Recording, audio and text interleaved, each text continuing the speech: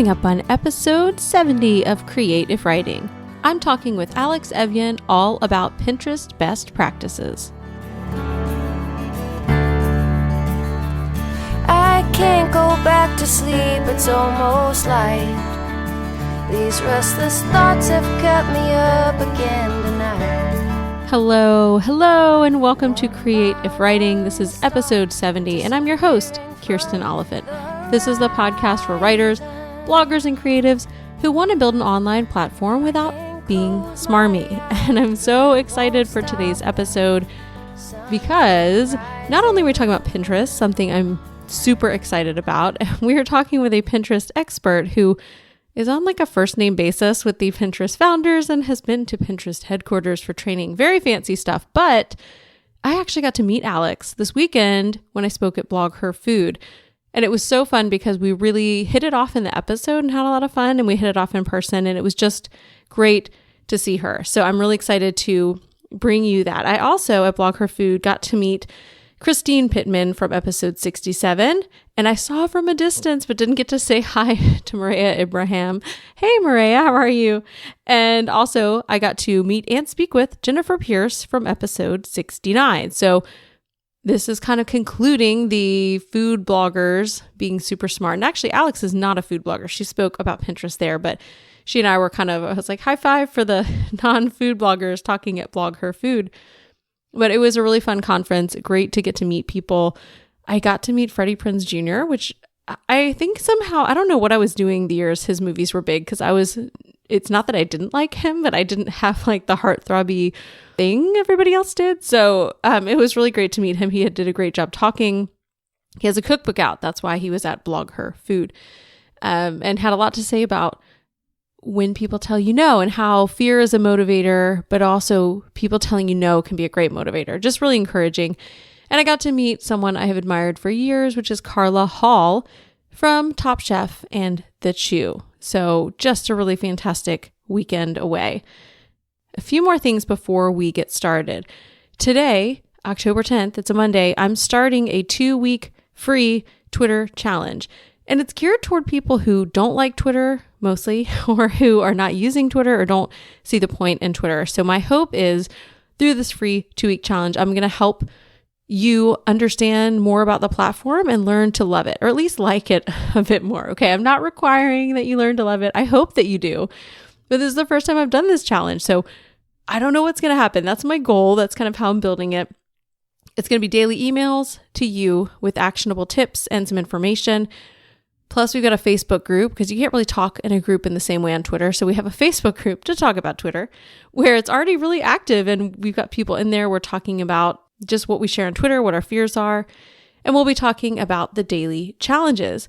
I also have some experts lined up that I'm so excited. They're giving exclusive content just for members of the challenge. So Eric T. Tung from episode 3 and Madeline Sklar from episode 36 are going to be doing exclusive videos for the group, and I can't wait to share those. So if you want to sign up, today's the last day, because it starts today, and otherwise you'll be behind. So you can go to creativewriting.com/tweet yourself. Kind of like treat yourself if you watched Parks and Rec, but it's tweet yourself, Y-O, self. So I hope that you join me in there. One more quick note before I bring you the interview with Alex. There was a point in the interview where we were talking about having too many boards, and a certain someone, me, who has way too many boards. And I think we talked about the option of making them secret. And she had said you can't actually make boards secret once they are not secret, but you can. We discovered this weekend actually at the conference. So I guess they had made an update or changed something. So if you own the board and you want to make it secret, you actually can. So that's one correction I wanted to make before we actually get into the episode. And you can find the show notes at creativewriting.com/070. And now I'm going to bring you a wonderful conversation, fantastic information from Alex Evjen of avestyles.com. Well, today I'm so excited to have Alex Evjen on the podcast today to talk about Pinterest. How are you doing tonight, Alex? I'm great, Kirsten.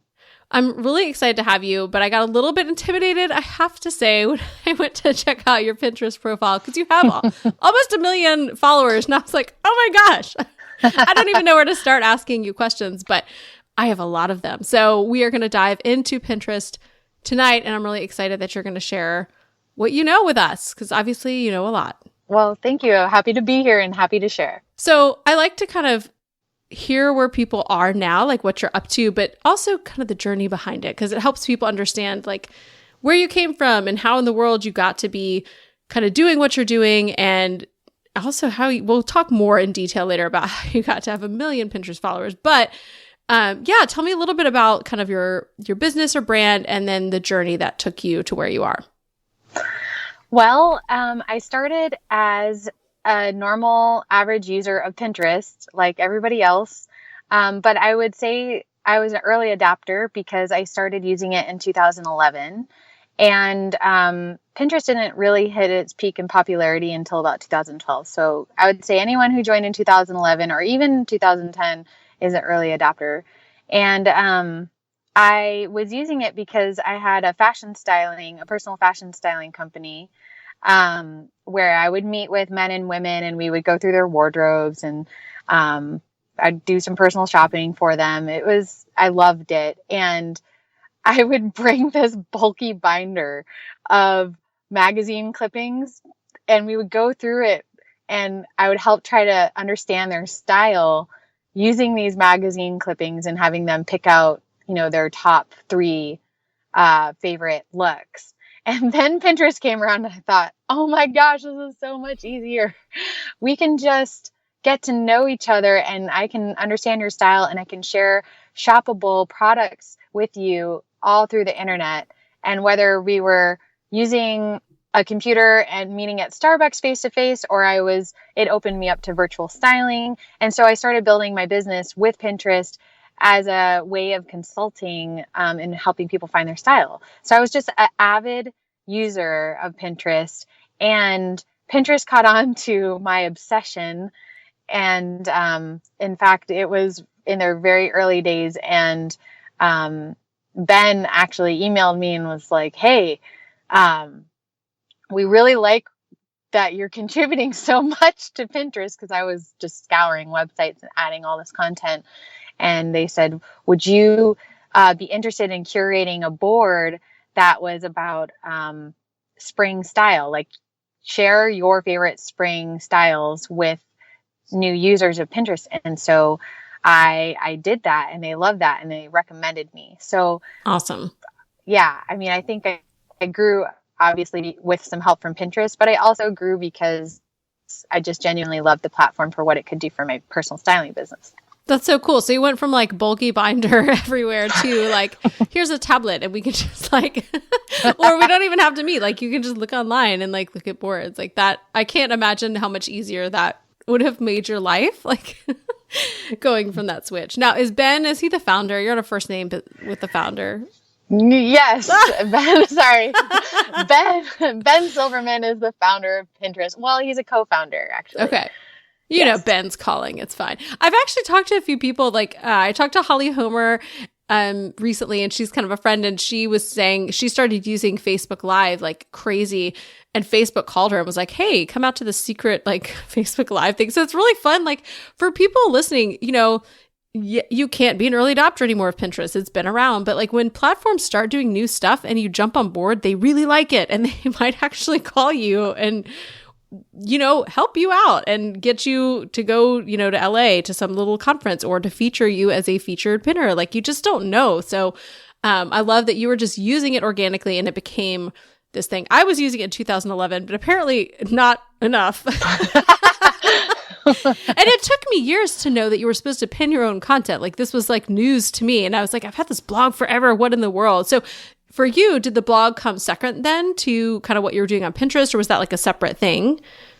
Well, I was a WordPress user, and I had, a website, and then of course the blog attached to that. And I would update my blog and share my journey in becoming a stylist and things like that. But, I wasn't pinning my own content actually either. I should have been. I know, right? They should have told us. I know, light bulb. Um, I thought it was actually taboo at first. I did too. No, I can't do that. But I think what it did for me is being a stylist is being a content creator, and you're understanding the consumer. I was understanding what women and men wanted and how I could give them the style that they wanted at affordable prices. So I was getting to know the consumer of Pinterest, and in particular women, which is like 85% of the user base currently on Pinterest. And so it was just this great training ground for me to understand that. And then visually become a curator, because then I was sifting through all of these products on the internet and trying to find the best ones that people would like, and then testing that out.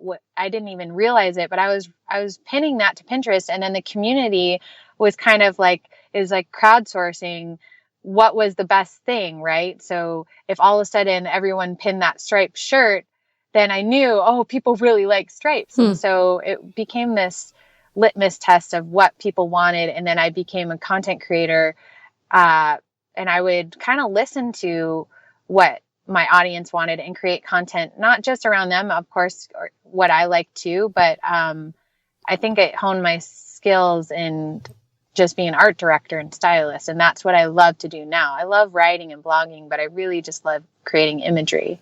Well, and I think I love that idea of being a curator. And it kind of reminded me, like, I feel like this is something I used to talk about a lot to people and haven't talked about in a while. And just kind of refresh that there's this really cool tie between being a creator and being a curator, where you are gathering up information and resources and sharing that with your people, that even being a curator can really sort of give people this understanding of who you are based on what you're curating, and kind of give you the sense of being kind of an expert or really knowledgeable in your field, because you're pulling all these different resources from these different places. And so I think that's a really important thing for people to think about, whether it's on Pinterest, or I feel like I curate really well on Twitter.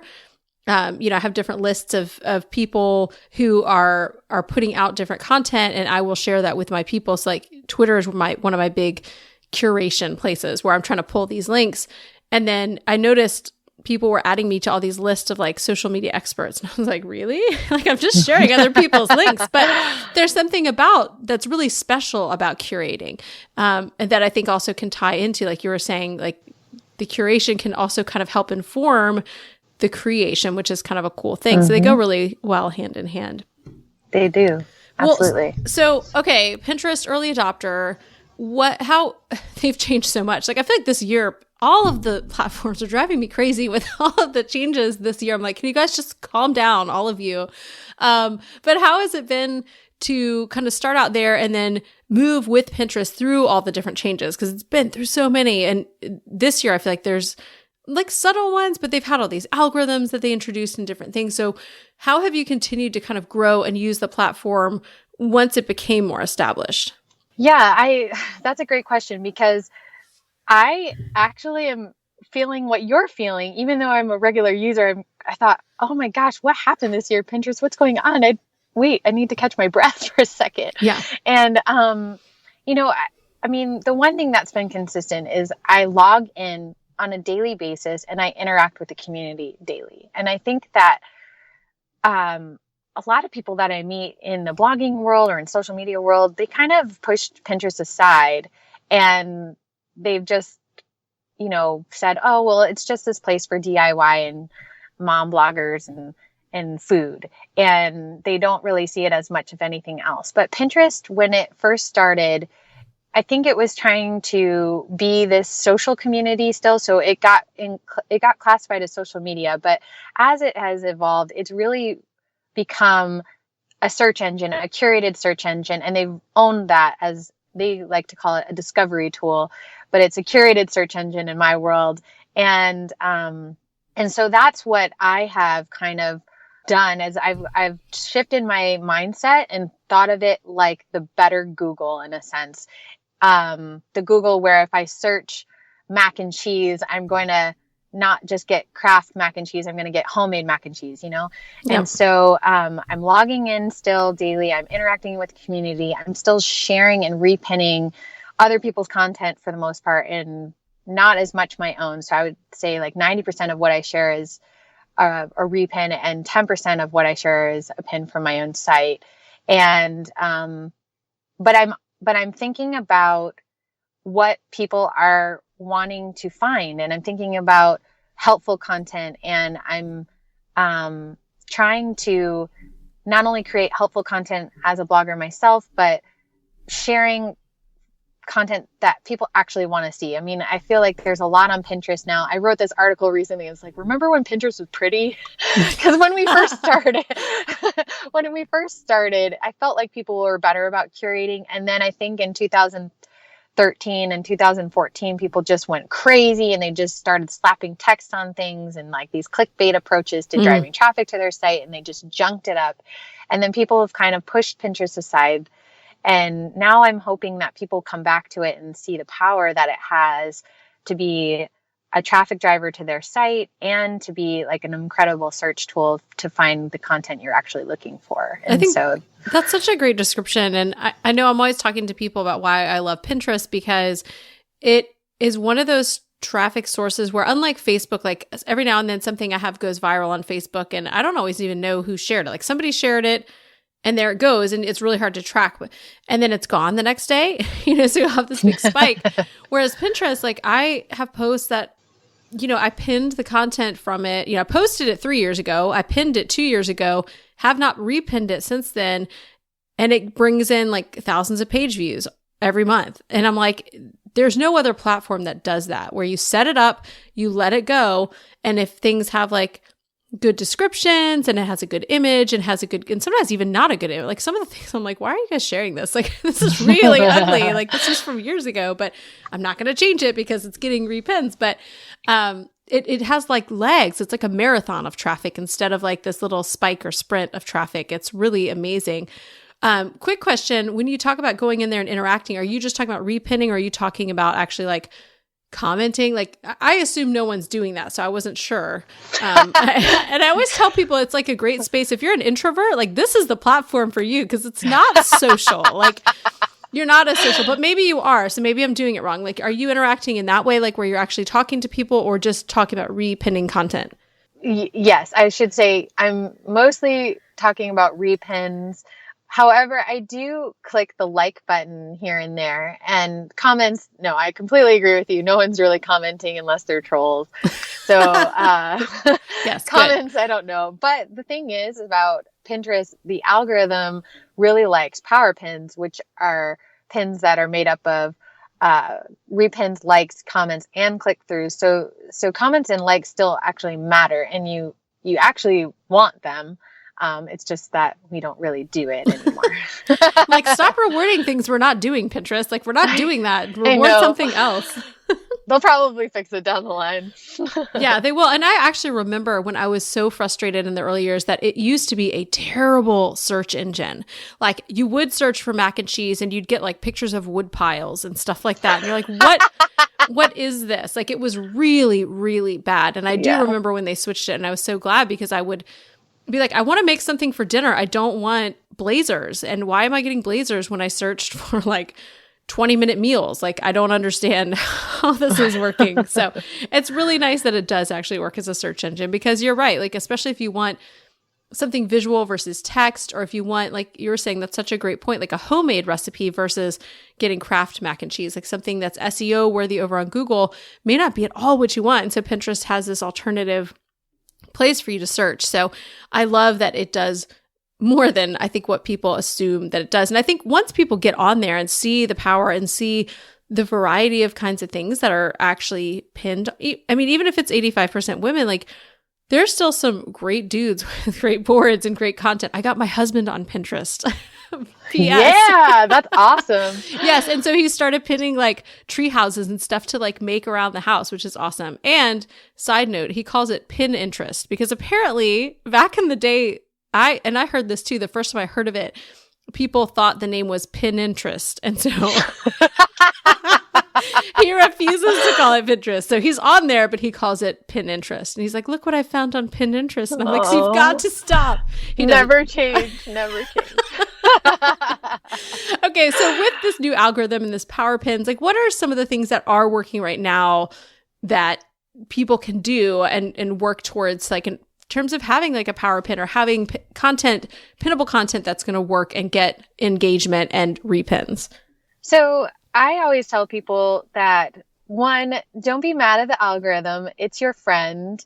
And it actually takes the power away from people like me who had a lot more control and say in the Pinterest atmosphere.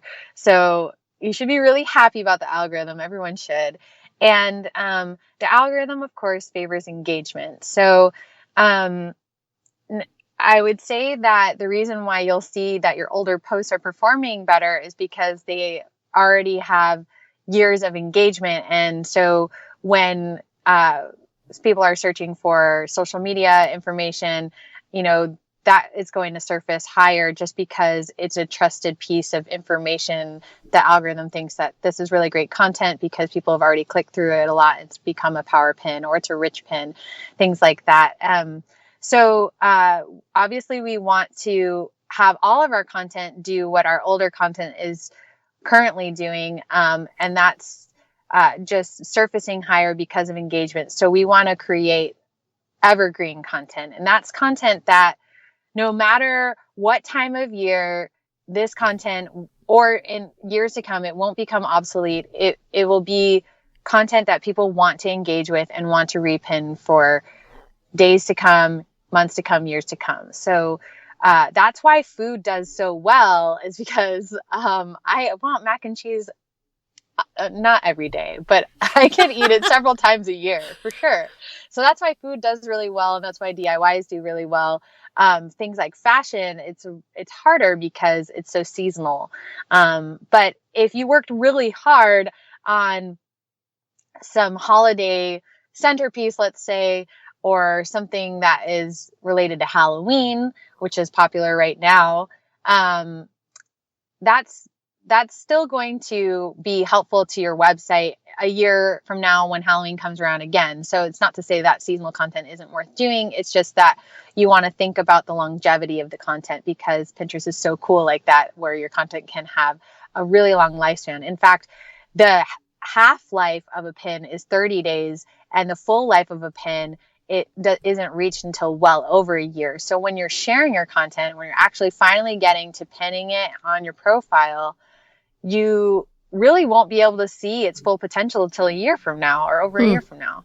So, and that's good to know about the half-life, because if you're doing, say, Halloween or something about Christmas, you better start pinning that content now for it to gain enough traction so that the algorithm is likely to help it surface higher. So definitely evergreen content and content that's relevant to the time, content that's attainable. I mean, I think sometimes we see these really pretty, like, entertaining ideas, and then there's me that's like, that's a great thought, and it's really pretty, but I might repin that, but I'm never clicking through to that blog post because I like to just put pizza out in some cups. So, hey, pizza in cups is totally like 2017. That's what's coming. We're going to serve pizza. I think you meant separately, but it sounded like pizza in cups. And so that's the thing. Yeah. That could be the new blog post. I don't know. Yeah. Then it's going to go to pizza mugs. It's going to be like a whole couple year trend alert. Yeah. Pizza and cups. I have kids, so, pizza's always a winner. Yeah. Cups, no cups, bowls, plates, napkins, does not matter. Yeah. But I would say overall, like, you want that content that's actually going to help somebody. So that's attainable. And, I mentioned rich pins and just briefly, but if anyone hasn't enabled rich pins, that's going to greatly boost your chances of your pins surfacing high in search, because that's a way for Pinterest to discern whether this is actual, legitimate, good content coming from a viable site or source. And you have to apply for it. So you can go to pinterest.business.com/richpins, and then you apply for the type of rich pin you are. So they have recipes or article, whatever would make sense for your website. So that's a definite must. And I would say the last part of getting your pins to perform well would be your descriptions. And a lot of people just throw it away. They do like heart / cool outfit. It's like, why bother pinning it? There's no point. For it to be successful, you need to add a good, meaty pin description. And a lot of times people are like, well, what do you say? So just start by simply describing what's in the photo.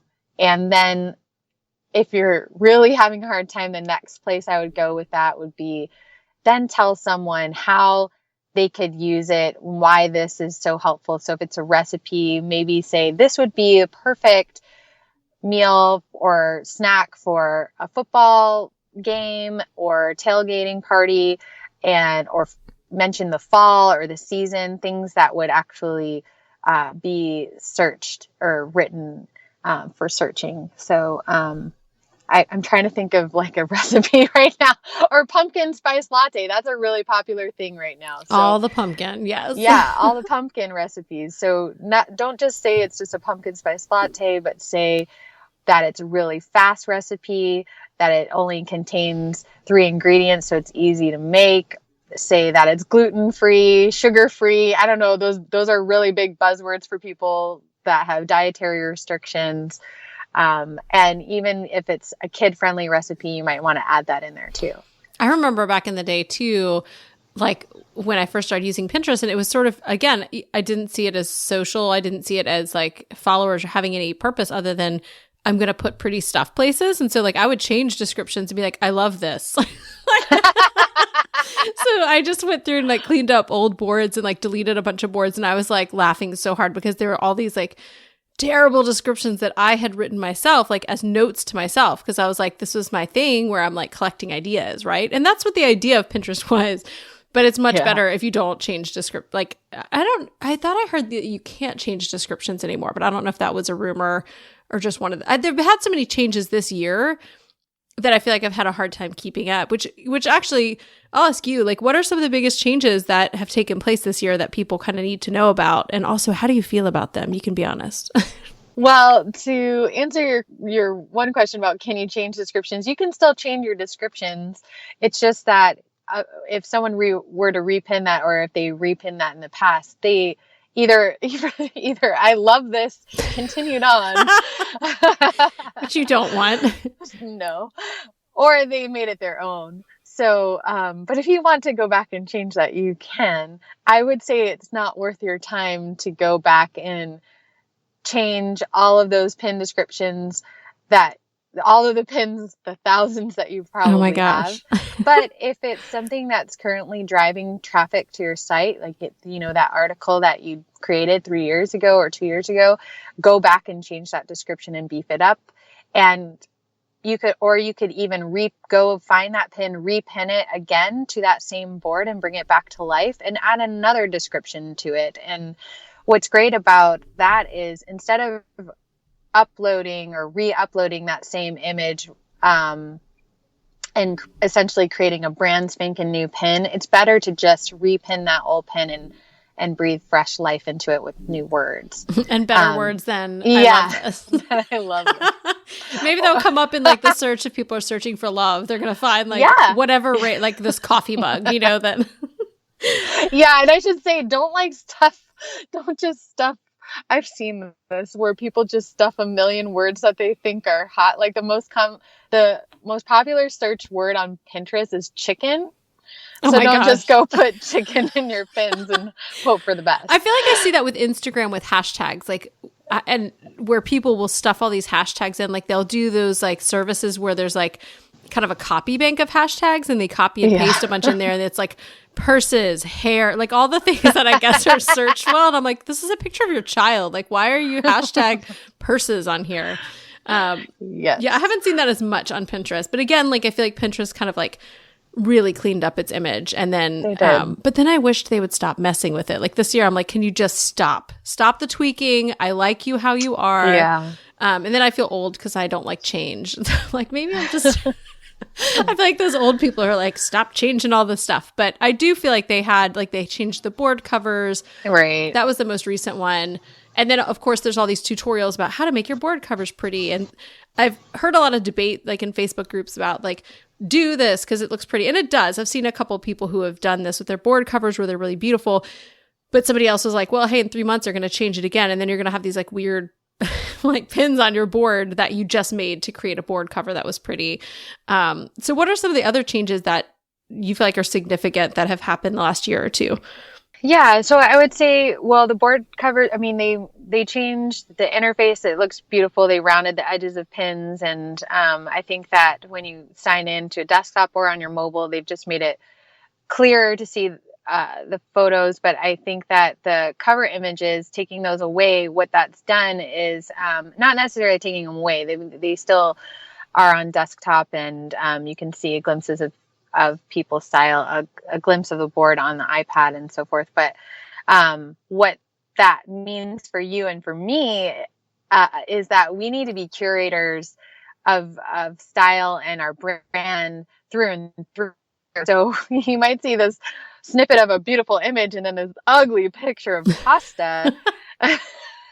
You know, or that really ugly Halloween DIY, but you needed to save that, Yep. you know, so you could do that for your kids. So make those put those in your secret boards, and then really pay attention to the aesthetic. And because here's the thing, with the algorithm shift and everything, focus on engagement. The truth is, if you grow your following, it's still a lot easier to get your content out there. And get more traffic, even with a larger following. So you still want to work on that, and you still want people to click follow all instead of follow one board. And so the way that I tell people to do that is to obviously pay attention to every pin that they're sharing, that it's an extension of their brand, that they really care about the quality of the image and the description and even what that links to.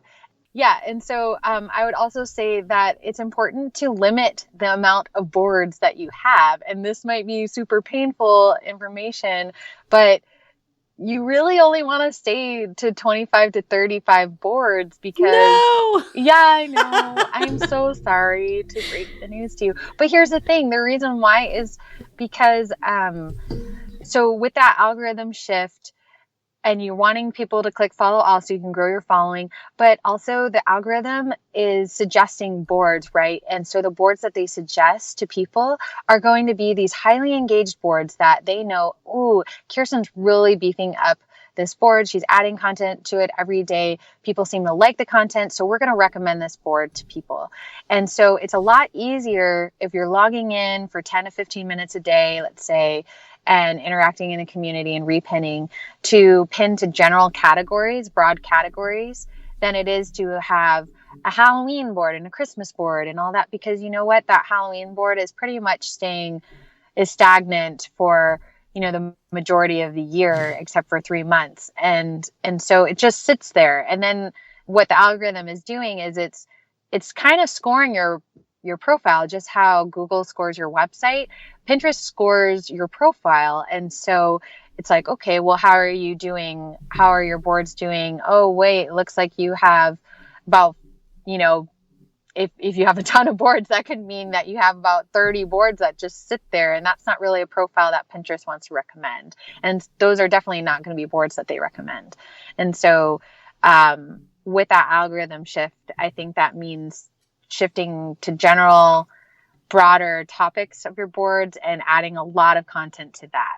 And so, but I caution, don't go deleting boards like crazy, because obviously you can be deleting followers when you delete boards. You have to kind of take inventory of what you have and then figure out what the best long-term strategy is. No more short-term strategy on Pinterest. You got to think long the whole time.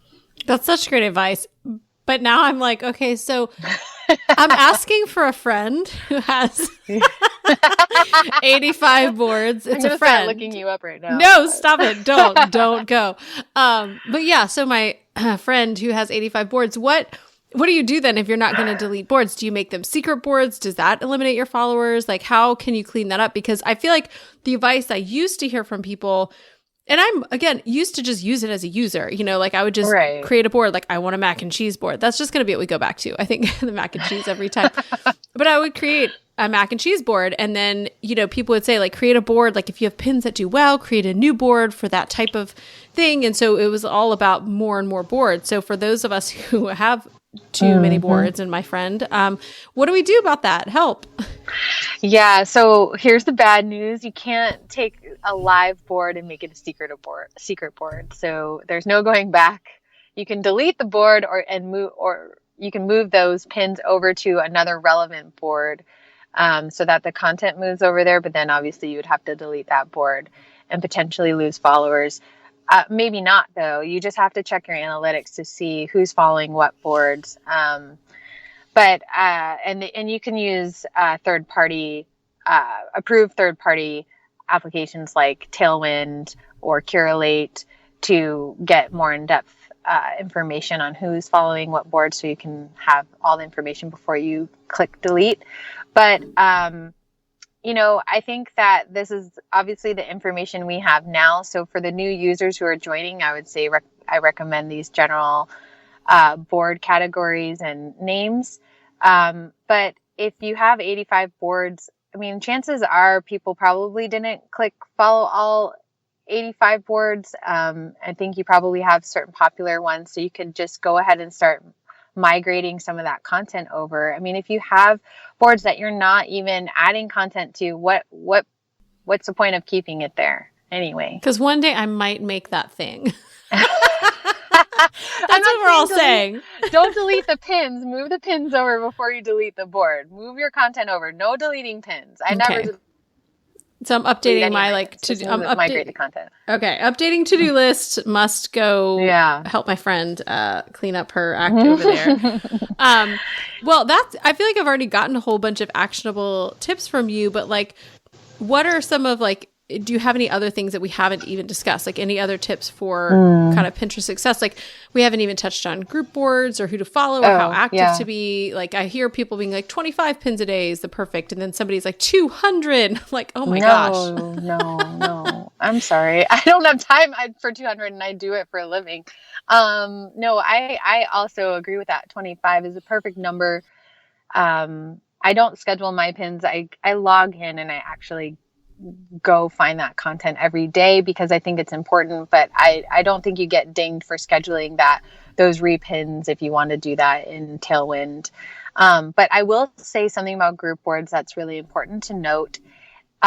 One, Pinterest is fully aware that people use group boards to leverage and drive a ton of traffic to their site. So if people are on a ton of group boards where everybody's committed to repinning everybody's stuff and it's just become spammy, I would caution you to possibly leave those boards because basically they are able to determine if there is, let's say, we're on a board together and then there's 5 other people and we're pinning all of our content. They know that board is hosting, all this information from 10 specific domains, and there isn't much diversity in the content beyond those domains, and we're adding a ton of stuff all the time from those domains. They know that, and so they're going to say, I don't know, this looks really shady. We're not going to recommend this board. In fact, we're going to push the content down. That it can hurt you to be on spammy boards like that. So I have some friends that are on group boards that are couple hundred people, and those boards have gotten shut down recently. So you want to be sure that though group boards is something that is a huge piece of the power of Pinterest, it's collaborative in nature, and we love that about Pinterest, and it's supposed to help people share ideas. And if you're on a board with somebody and you genuinely love their content and you would genuinely share their content no matter what, then I think you should stay on that board. But if you're on the board specifically to boost traffic and everybody's trying to game the system and game the algorithm, they know what's up and they're going to make sure that it's not successful.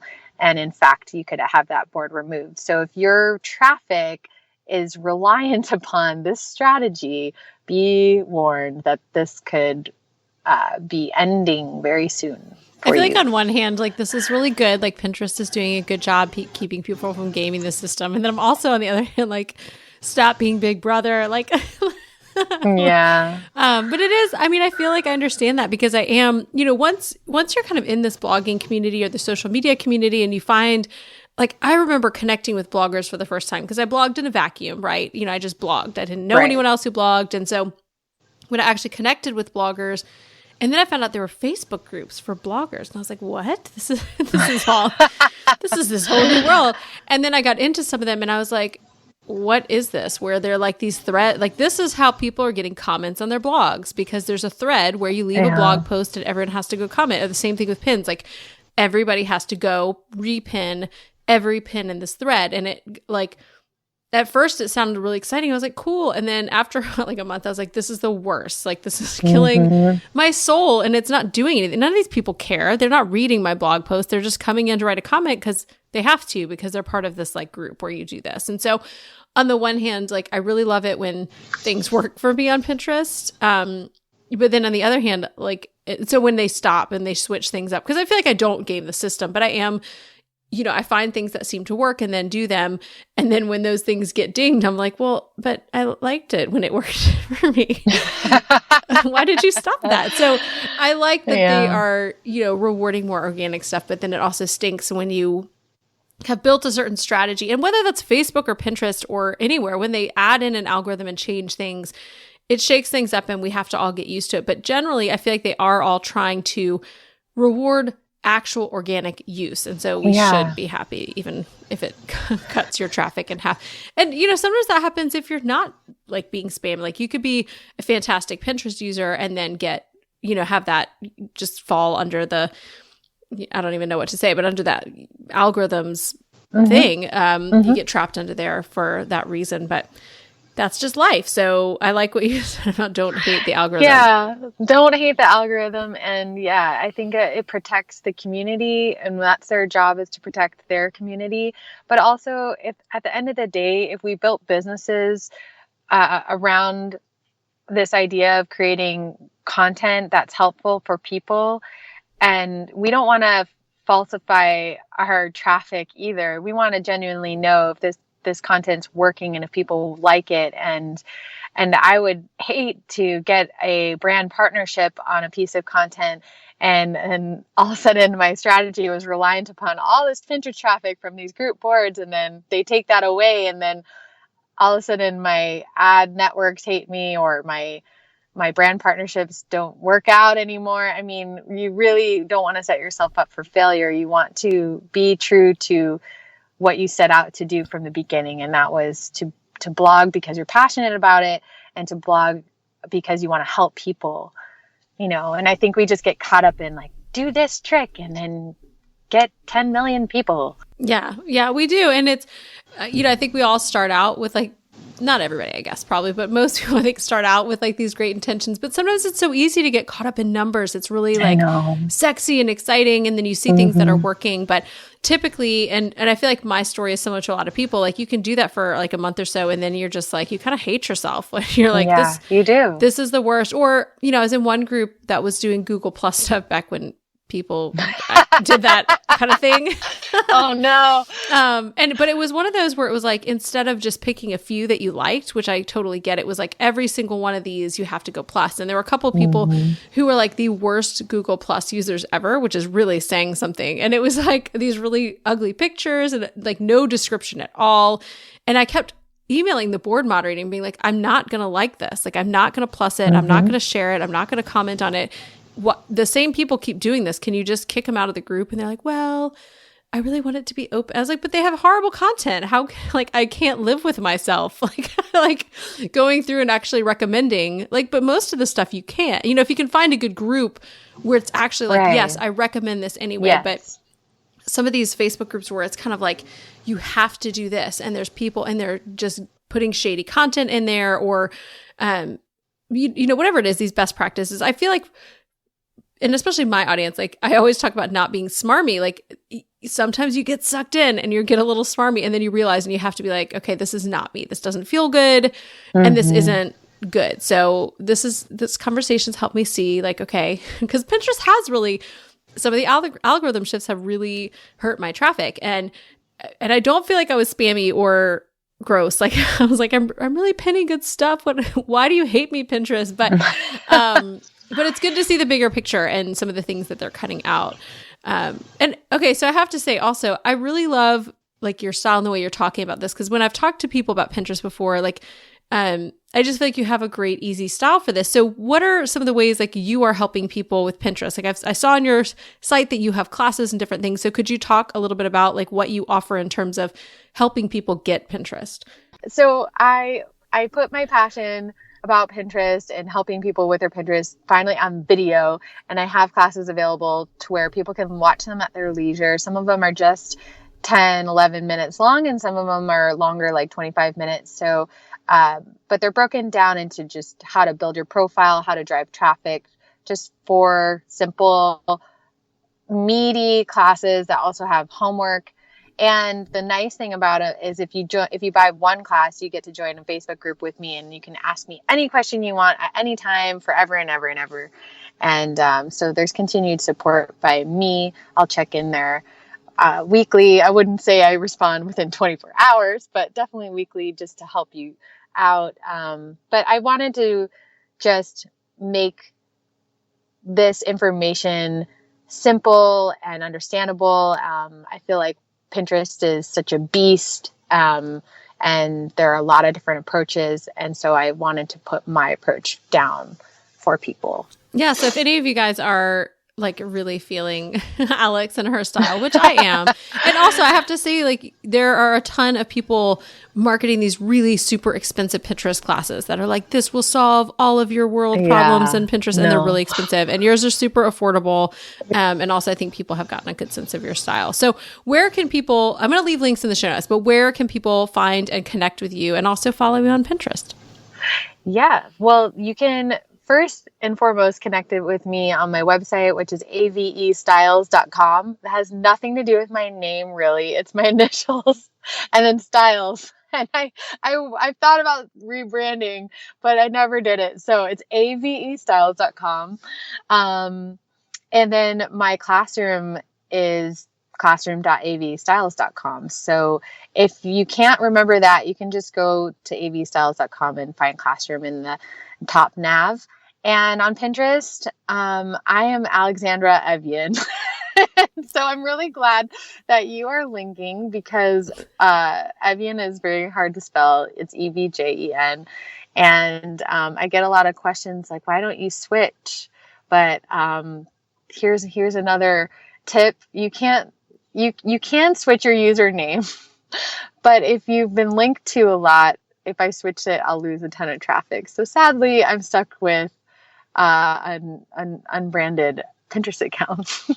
But you know what? That's okay. It could be worse. Like it could have been like, because if you started in 2011, like you could have had some random, I played roller derby. So all of my, all of my social media is Kiki Mojo, which was my derby name, because I wasn't using social media for like blog building. I just joined all this stuff. But it's fine. It's all, and I was like, I could change it all. And I was like, or I already have thousands of followers and we're just keeping it. So it makes a nice story. But yeah, it's my actual name is on there, but like my handle for everything and like the site is almost all Kiki Mojo. So I can remember Kiki Mojo because that's awesome. Well, thank Alexandra Evian, that is really long and hard.